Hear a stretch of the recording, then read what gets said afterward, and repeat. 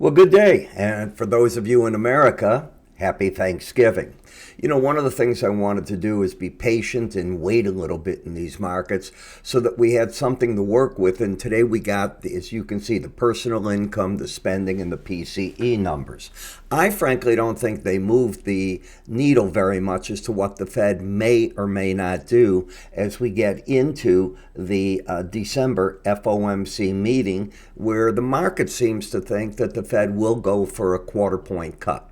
We came in at about a 59% reading of the probability that the Fed would cut and went up to 70% after these numbers came out. As you can see, the income number came out nicely. People are making more money.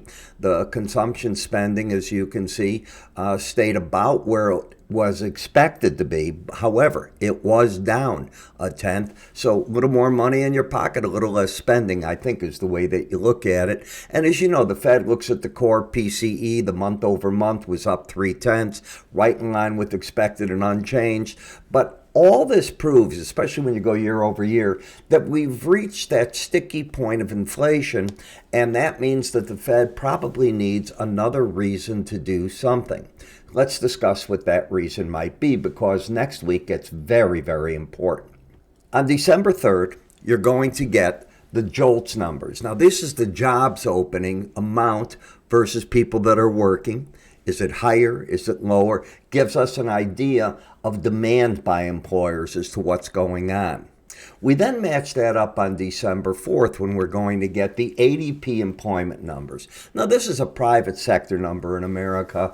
It often doesn't tell you the whole story. I like to see the Challenger Gray with it numbers, and they'll be out as well. That gives us corporate layoffs as to how they're doing. But the granddaddy of next week is this. You're going to get the jobs report on December 6th. And that is the number that it's probably the last big number the Fed gets to see before they make their decision. Yes, they'll get CPI and PPI. However, they're not as big as the jobs numbers are, but they will give the Fed a read on inflation. And right now, that read probably is still going to be one of stickiness. When you and I now take a look over here, and we take a look at what the stock market is doing, in one of the reports that I had out just a week ago, I claimed, and I went to historical use, that I thought the market was going to bottom right here around the important time frame of the week of November 19th. It did in the S&P. When we take a look at the Dow, it did in the Dow. When we come and we take a look over here on the NASDAQ, it did. Now, the NASDAQ is getting hit today, but all tech stocks are getting hit this Wednesday, November 27th. So be careful. You know, you could back and fill here. Tech is now getting a rotation out of it a little bit and going into some other markets. And when you look at the Russell, the small cap, it too came in and bottomed out right in that time frame.